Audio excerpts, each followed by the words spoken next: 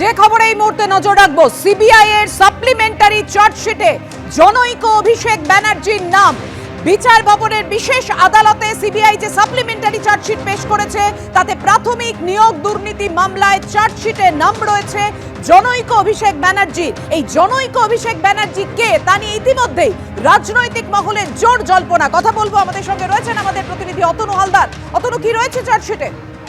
দেখো, প্রাথমিক নিয়োগ দুর্নীতি মামলা, এবং সেই প্রাথমিক নিয়োগ দুর্নীতি মামলায় তুমি জানো যে এখন চার্জশিট ইতিমধ্যেই দেওয়া হয়ে গেছে এবং সম্প্রতি তৃতীয় সাপ্লিমেন্টারি চার্জশিট সেটা বিচার ভবনে, ব্যাংসাল আদালত, সেখানে বিচার ভবনে জমা করা হয়েছে। যে চার্জশিটে মূলত 3 জনের নামে অভিযোগ আনা হয়েছে বলে তুমি জানো, এবং সেখানে অভিযুক্তদের মধ্যে যেরকম সুজয় কৃষ্ণ ভদ্র ওরফে কালীঘাটের কাকুর নাম রয়েছে, হুগলির তৃণমূল কংগ্রেসের যুব নেতা শান্তনু বন্দ্যোপাধ্যায়, যাকে এখন বহিষ্কার করা হয়েছে, তার নাম রয়েছে, এবং তৃণমূলে ছিলেন, পরে বিজেপিতে যোগ দিয়েছিলেন সেই বিজেপি নেতা অনুপ কুমার হাজরা, তার নামও রয়েছে এই চার্জশিটে। এই 3 জনের নাম অভিযুক্ত হিসাবে রয়েছে। কিন্তু এই চার্জশিটে যে বিভিন্ন এই পুরো দুর্নীতিটা কিভাবে সংগঠিত হয়েছে তার বর্ণনা সেখানে যে দেয়া হয়েছে, তাতে বেশ কিছু বিস্ফোরক তথ্য উঠে এসছে, এবং সেই বিস্ফোরক তথ্যের জায়গাতেই একটা জায়গায় সেখানে অভিষেক বন্দ্যোপাধ্যায় বলে একজনের নাম রয়েছে।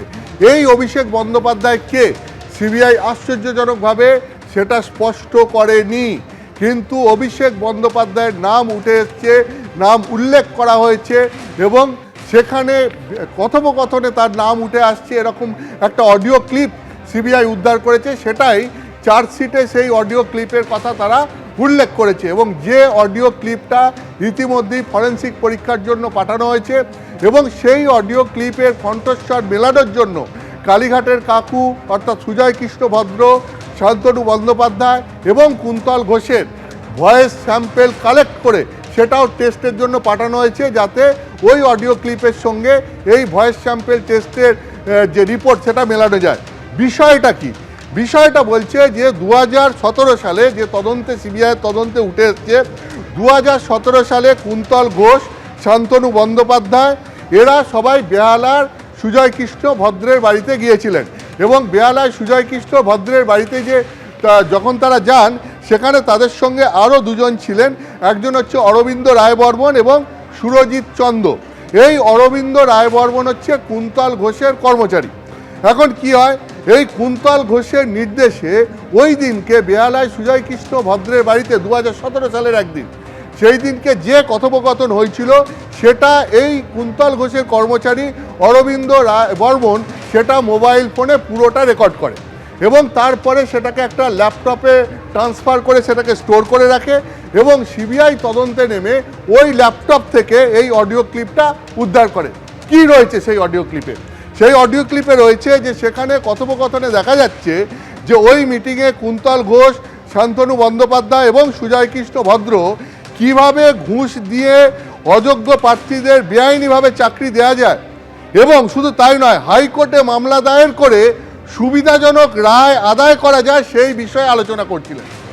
এটা দীর্ঘক্ষণের অডিও ক্লিপ, প্রায় 1 ঘন্টার, এবং সেখানে নানা ধরনের বিষয় উঠে এসছে, এবং সেই কথোপকথনে 3 জনের কথোপকথনে এই বিষয়টা উঠে আসে যে তৎকালীন শিক্ষামন্ত্রী পার্থ চ্যাটার্জির মাধ্যমে এই অবৈধ নিয়োগের ব্যবস্থা করছে কুন্তল ঘোষ, শান্তনু বন্দ্যোপাধ্যায় এবং সুজয় কৃষ্ণ ভদ্র। এইটা হচ্ছে গিয়ে একটা পার্ট, এবং সেই কথোপকথনে থেকে কি সামনে আসছে, সেখানে আসছে যে বেআইনি নিয়োগ নিয়ে অভিষেক বন্দ্যোপাধ্যায় এবং পার্থ চ্যাটার্জি তৎকালীন শিক্ষামন্ত্রী তাদের মধ্যে একটা দ্বন্দ্ব তৈরি হয়েছে। এই অভিষেক বন্দ্যোপাধ্যায় কে সেটা বলা নেই, কিন্তু এই চার্জশিটে উল্লেখ করা হচ্ছে যে এই পার্থ চ্যাটার্জিকে, এই পার্থ চ্যাটার্জি হচ্ছে গিয়ে তৎকালীন শিক্ষামন্ত্রী। তৎকালীন শিক্ষামন্ত্রীর সঙ্গে এই নিয়োগ নিয়ে অভিষেক বন্দ্যোপাধ্যায়ের যে একটা দ্বন্দ্ব তৈরি হয়েছে সেইটা এই কথোপকথনে 3 জনের কথোপকথনে উঠে এসছে, এবং সেখানে অডিওতে যেটা আরও শোনা যাচ্ছে যে সুজয় কৃষ্ণ ভদ্র বলছেন যে বেআইনি নিয়োগগুলো ইতিমধ্যেই হয়ে গেছে, তার জন্য ওই জনৈক অভিষেক বন্দ্যোপাধ্যায় 15 কোটি টাকা চেয়েছেন। 15 কোটি টাকা চেয়েছেন অভিষেক বন্দ্যোপাধ্যায়, এইটা কথোপকথনে উঠে আসছে।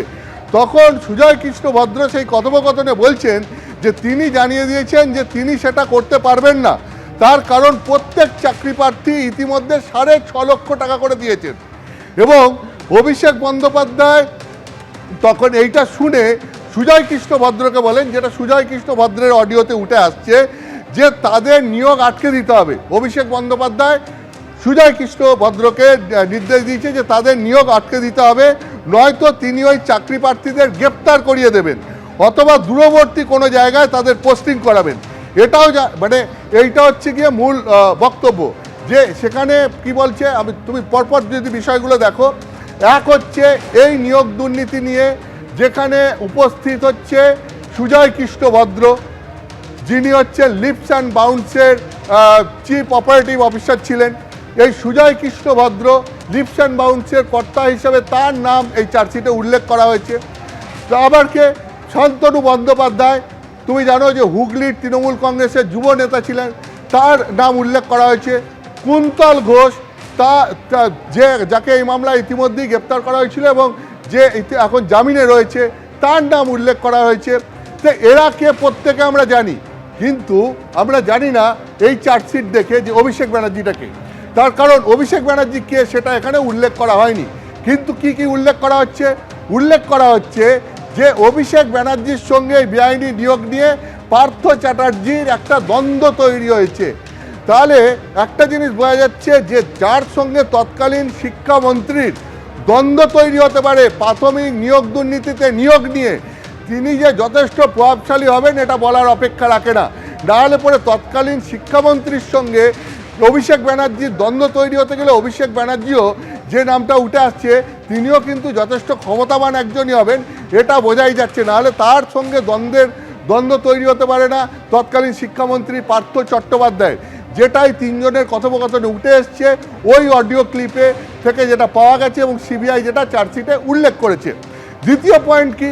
দ্বিতীয় পয়েন্ট হচ্ছে বলা হচ্ছে অভিষেক বন্দ্যোপাধ্যায় ইতিমধ্যে যে নিয়োগগুলো হয়ে গেছে সে তার জন্য অভিষেক ব্যানার্জি 15 কোটি টাকা চেয়েছেন। এটা সুজয় কৃষ্ণ ভদ্রের কণ্ঠে উঠে আসছে। 15 কোটি টাকা অভিষেক ব্যানার্জি চেয়েছেন। তাতে সুজয় কৃষ্ণ ভদ্র জানায় যে ইতিমধ্যেই এই যে সমস্ত প্রার্থীদের নিয়োগ করা হয়েছে তাদের কাছ থেকে প্রার্থী পিছু 6.5 লক্ষ টাকা করে নেওয়া হয়েছে। ফলে এত টাকা দেওয়া সম্ভব নয়, কারণ নেওয়া হয়েছে 6.5 লক্ষ টাকা করে, এরকম কিছু একটা হিসেব আছে, যার ফলে 15 কোটি টাকা এই নিয়োগ দুর্নীতি থেকে অভিষেক ব্যানার্জিকে দেওয়া সম্ভব নয়। এটা সুজয় কৃষ্ণ ভদ্র বলেছে, তার অডিওতে উঠে এসছে, যেটা রেকর্ড হয়েছে, যেটা সিবিআই উদ্ধার করেছে, চার্জশিটে উল্লেখ করেছে। তাতে সুজয় কৃষ্ণ ভদ্র কি বলছেন, আরও এই কথোপকথনে কি বলছেন?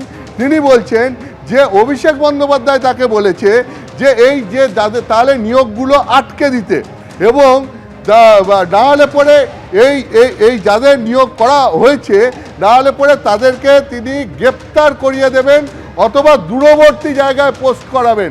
মানে তুমি বোঝো যে অভিষেক বন্দ্যোপাধ্যায়ের এখানে উল্লেখ করা হচ্ছে, যাকে কোট করে বলা হচ্ছে যে হয় তিনি গ্রেপ্তার করিয়ে দেবেন না হলে পরে দূরবর্তী জায়গায় পোস্টিং করাবেন, তার মানে যথেষ্ট ক্ষমতাশালী একজন ব্যক্তি, এটা বোঝাই যাচ্ছে। কিন্তু কে এই অভিষেক বন্দ্যোপাধ্যায় সেটা সিবিআই চার্জশিটে উল্লেখ করেনি। এই হচ্ছে গিয়ে মূল বিষয়। এরপরে যেটা আর একটা গুরুত্বপূর্ণ বিষয় এই চার্জশিটে উল্লেখ রয়েছে যে সেখানে বলা হচ্ছে যে 100 কোটি টাকা সুজয় কৃষ্ণ ভদ্র, শান্তনু ব্যানার্জি এবং কুন্তল ঘোষ প্রায় 2000 বেআইনি নিয়োগের মাধ্যমে তোলার পরিকল্পনা করেছিলেন। এই অডিও ক্লিপ থেকে উঠে আসছে যে এই সুজয় কৃষ্ণ ভদ্র, শান্তনু বন্দ্যোপাধ্যায় এবং কুন্তল ঘোষ তাদের পরিকল্পনা ছিল 100 কোটি টাকা তোলার এবং সেই 100 কোটি টাকা তুলে তার মাধ্যমে তারা 2000 বেআইনি নিয়োগ করাবে, অর্থাৎ অযোগ্য প্রার্থীদের চাকরি দেবে। এইটা ছিল পরিকল্পনা। তারপরে কি ছিল? আবার আসছে অভিষেক বন্দ্যোপাধ্যায়ের নাম। কিভাবে আসছে সেটা হচ্ছে সেইখানে এই চার্জশিটে যেটা বলা হচ্ছে যে এই 100 কোটি টাকার মধ্যে 20 কোটি টাকা করে দেওয়া হবে। কাকে দেওয়া হবে? পার্থ চট্টোপাধ্যায়কে দেওয়া হবে, মানিক ভট্টাচার্যকে দেওয়া হবে এবং অভিষেক ব্যানার্জিকে দেওয়া হবে। তুমি জানো যে মানিক ভট্টাচার্য তৎকালীন প্রাথমিক শিক্ষা পর্ষদের যিনি সভাপতি ছিলেন, এবং তুমি জানো পার্থ চট্টোপাধ্যায় তৎকালীন শিক্ষামন্ত্রী ছিলেন। কিন্তু এই অভিষেক ব্যানার্জিকে জানা যাচ্ছে না। বলা হচ্ছে এই 100 কোটি টাকার মধ্যে 20 কোটি টাকা করে পার্থ চ্যাটার্জি, মানিক ভট্টাচার্য এবং অভিষেক বন্দ্যোপাধ্যায়কে দেওয়া হবে, আর বাকি 40 কোটি টাকা মানে বাকি টাকা যেটা থাকবে সেটা তারা তিনজনে মিলে ভাগ করে নেবেন। অর্থাৎ এই পুরো বিষয়টা এরকম, ফলে এই ক্ষমতাশালী অভিষেক বন্দ্যোপাধ্যায়কে অভিষেক ব্যানার্জিকে, যাকে সিবিআই চার্জশিটে যার নামের উল্লেখ একদমই করলো, অতনু, তুমি যে প্রশ্নটা তুলছো এবং যেটা ইতিমধ্যেই রাজনৈতিক মহলে জল্পনা তুঙ্গে, যেই কালীঘাটির কাকুর মুখে উঠে আসা কে এই অভিষেক ব্যানার্জি, সিবিআই চার্জশিটে অভিষেক ব্যানার্জির নাম নিয়ে রাজনৈতিক মহলে জোর জল্পনা। তদন্তে সহযোগিতা করা সত্ত্বেও অভিষেক বন্দ্যোপাধ্যায়কে নিয়ে মিথ্যাচার করা হচ্ছে, বারবার যাবতীয় তথ্য দেওয়া সত্ত্বেও ভিত্তিহীন অভিযোগ করছে সিবিআই। যখন নাম উঠে আসছে তখন তৃণমূলের সর্বভারতীয় সাধারণ সম্পাদক অভিষেক বন্দ্যোপাধ্যায়ের আইনজীবী তিনি কি বলেছেন দেখুন। আমরা কথা বলবো, আমাদের সঙ্গে রয়েছেন আমাদের প্রতিনিধি অতনু হালদার। অতনু, দেখো এখন আমি তোমাকে যেটা বলছিলাম যে এই অভিষেক ব্যানার্জি কে তা নিয়ে ইতিমধ্যেই জল্পনা তৈরি হয়েছে যে এই অভিষেক বন্দ্যোপাধ্যায়, এই অভিষেক ব্যানার্জি তিনি কে, যিনি এতটা ক্ষমতাশালী ব্যক্তি, এবং তা নিয়ে ইতিমধ্যে রাজনৈতিক মহলেও জল্পনা তৈরি হয়েছে। তৃণমূল কংগ্রেসের সাধারণ সম্পাদক অভিষেক বন্দ্যোপাধ্যায়ের যিনি আইনজীবী সঞ্জয় বসু, তিনি একটি প্রেস বিবৃতিতে জানিয়েছেন যে এর আগে অভিষেক ব্যানার্জিকে অভিযুক্ত করতে ইডিকে কাজে লাগানো হয়েছিল, কিন্তু কোনো তথ্য প্রমাণ না থাকায় কলকাতা হাইকোর্টে তার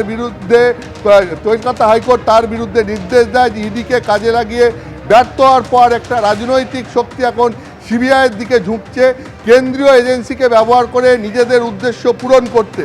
বিনা তথ্য প্রমাণ ছাড়া মানুষের মনে সন্দেহ তৈরির মরিয়া চেষ্টার উদ্দেশ্যেই এই নতুন চার্জশিট দাখিল করা হয়েছে। অভিষেক বন্দ্যোপাধ্যায়ের সম্মানহানি করতে সিবিআই রাজনৈতিক উদ্দেশ্য প্রণোদিতভাবে একটি ধারণা তৈরি করার চেষ্টা চালাচ্ছে। আমি তোমাকে বলছি, এই চার্জশিটের কথা প্রকাশ্যে আসার পর রাজনৈতিক মহলে তীব্র জল্পনা তৈরি হয় যে কে এই অভিষেক ব্যানার্জি, এবং নানা রকমের জল্পনা তৈরির পর তৃণমূল কংগ্রেসের সাধারণ সম্পাদক অভিষেক ব্যানার্জির আইনজীবী সঞ্জয় বসু তিনি একটি প্রেস বিবৃতি দিয়েছেন, এবং সেই প্রেস বিবৃতিতে তিনি যেটা বলছেন সেটাই আমি তোমাকে বললাম যে অভিষেক ব্যানার্জি তিনি যেটা বলছেন যে এর আগেও অভিষেক ব্যানার্জিকে অভিযুক্ত করতে ইডিকে কাজে লাগানো হয়েছিল, কিন্তু কোনো তথ্য প্রমাণ না থাকায় ইডিকে কাজে লাগিয়ে ব্যর্থ হওয়ার পর একটি রাজনৈতিক শক্তি এখন সিবিআইয়ের দিকে ঝুঁকেছে, এবং কেন্দ্রীয় এজেন্সিকে ব্যবহার করে নিজেদের উদ্দেশ্য পূরণ করতে বিনা তথ্য প্রমাণ ছাড়া মানুষের মনে সন্দেহ তৈরির মরিয়া চেষ্টার উদ্দেশ্যেই এই নতুন চার্জশিট দাখিল করা হয়েছে। অভিষেক বন্দ্যোপাধ্যায়ের সম্মানহানি করতে সিবিআই রাজনৈতিক উদ্দেশ্য প্রণোদিতভাবে একটি ধারণা তৈরির চেষ্টা চালাচ্ছে। অভিষেক ব্যানার্জি সত্য এবং ন্যায়ের পথে চলবেন, তিনি কোনো ভিত্তিহীন অভিযোগে ভীত নন, সমস্ত ষড়যন্ত্র ফাঁস করে সততা রক্ষা এবং ন্যায় বিচারের জন্য নিরলসভাবে লড়াই চালিয়ে যাবেন অভিষেক বন্দ্যোপাধ্যায়। এইটা জানাচ্ছেন একটি প্রেস বিবৃতির মাধ্যমে অভিষেক ব্যানার্জির আইনজীবী সঞ্জয় বসু। অর্থাৎ তোমাকে আমি যেটা বললাম যে সিবিআই এই অভিষেক ব্যানার্জিকে সেটা স্পষ্ট করেনি, কিন্তু এমনভাবে তার নামের বারবার উল্লেখ করেছে এবং ঘটনাক্রম দিয়েছে যেটা পড়ে পরিষ্কার বোঝা যাচ্ছে যেই অভিষেক ব্যানার্জি সুজয় কৃষ্ণ ভদ্রের অত্যন্ত ঘনিষ্ঠ, এই অভিষেক ব্যানার্জি পার্থ চ্যাটার্জির সঙ্গে দ্বন্দ্ব তৈরি করতে পারেন, এতটা ক্ষমতাবান এই অভিষেক ব্যানার্জি নিয়োগ করাতে পারেন, আটকে দিতে পারেন, এইভাবে তার নামের উল্লেখ করা হয়েছে একটা অডিও ক্লিপকে ধরে। এবং সেই অভিষেক ব্যানার্জি কে সেটা কিন্তু সিবিআই পরিষ্কার করে উল্লেখ না করলেও তৃণমূল কংগ্রেসের সাধারণ সম্পাদক অভিষেক ব্যানার্জির আইনজীবী সঞ্জয় বসু প্রেস বিবৃতি দিয়ে জানিয়েছেন যে অভিষেক ব্যানার্জির বিরুদ্ধে একটা উদ্দেশ্য প্রণোদিতভাবে সিবিআই এই কাজ করছে। এটাই হচ্ছে এখনো পর্যন্ত গোটা বিষয়টাকে কেন্দ্র করে যা খবর আমাদের কাছে এসছে, এবং তোমাকে আমি যেটা বলেছি যে ইতিমধ্যেই এটাকে নিয়ে রাজনৈতিক বিতর্ক তৈরি হয়েছে। ধন্যবাদ তোমায়।